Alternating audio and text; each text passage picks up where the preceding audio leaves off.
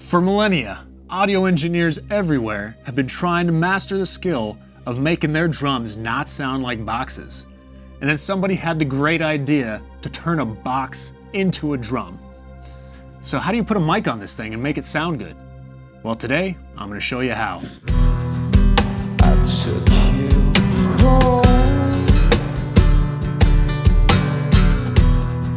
Set you on the glass. I pulled off your wings. Before we begin, everybody, just want to say a quick thank you for watching our content. We really appreciate it. If you do us a big favor, hit the subscribe button and notification bell. It does a lot to help the channel grow and help us continue to bring content like this to you. If you like what you're watching, hit the like button, leave us a comment. And now back to me. So this is a Cajon. They're starting to pop up everywhere. They're getting more and more popular, both live and in the studio. I think it's because drummers are just tired of lugging around all their stuff, and so they just literally have to grab a box, and then they take it to the gig, and they sit on it, and they hit it, and then they take it back home, and it's super easy. But looking at it, it's not super apparent how to mic it to make it sound good, and people's first instinct a lot of times is to treat it like a kick drum, which means shoving a mic into the port in the back, which makes it sound like you have a microphone in a box, which sounds terrible. So do not do that. So I'm gonna show you real quick how I like to mic them and make them sound really good. Now there's two kinds of Cajons. There's well, there might be more, I'm not sure, but I'm aware of two. There's this one that has a front bass port, and then there's the more popular one that has the bass port in the back. So we'll start with this one with the front bass port. So the Cajon has two sounds it can kind of generally get. It has the snare sound up top, and then more of the kick sound in the bottom. But all of the attack is coming from the front. So if you can only mic it with one microphone, or you only have one channel to use, make sure you put the microphone on the front of the Cajon. So it's gonna look a little bit like this if you only have one microphone and you have a front bass port. Take your kick mic. I like the D112. You can use a 52, it's also good, or you could use a D6, it's up to personal preference. You're gonna put it on the front of the Cajon, center, left to right, and then just at the very top of that bass port, so you're getting the boom coming out of there, but you're also getting a lot of the attack from up here. I mic Cajons like that all the time. It sounds great. It's super simple, just a mic on the front. That's why I really prefer the front bass port. It gets the attack and the low end, one mic, you're done.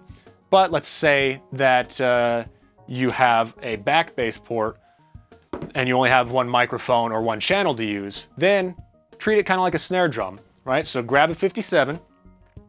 So you're gonna kind of come in from the side like this and just point the 57 right here where he's hitting the Cajon. And that's gonna get all that articulation. It's not gonna get as much of the boom, but you can do a real big bass boost if you want in there. If you're going through a PA, you might not wanna do that. It might start to ring out. But one mic, one channel. This is how I would do it with a back bass port. If you have two mics or two channels you can use with a back bass port, then you would treat it just like a kick in the back, right? So let's pretend this has a bass port in the center. We're just gonna put our kick mic right there centered in that bass port. Again, do not shove it in the hole because that will sound very bad. So keep it about, I'd say about 6 inches off the back, centered on that bass port. Again, it's gonna vary. If you're doing more of a live thing, you might not be able to have it that far back because it might ring out too much, as opposed to being in the studio. But just, do what you have to do depending on the situation. And then on the front, again, you're just gonna have it right where I just showed you, kind of coming in from the side, catching that attack and that articulation. Then you're gonna do a high pass here and a low pass there. That way you're separating those two sounds. Super simple and basic. If the drummer is doing something a little bit lighter, maybe they're using a brush, that actually sounds really cool to use a brush on the front of a Cajon. Then you can use a small diaphragm condenser to catch more of the gentle stuff that he's doing up there.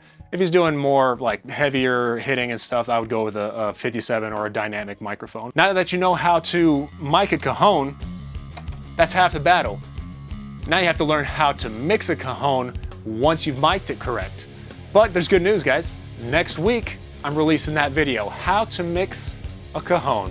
So make sure you check back here. I'll link it as soon as I do it, and then you can just click right through and watch that. And then you'll be well on your way to having your cajones sound awesome. Thanks for watching, guys. We'll see you next time. I was just wondering, if I have one cajon and then I get two cajones, do I have two cajones?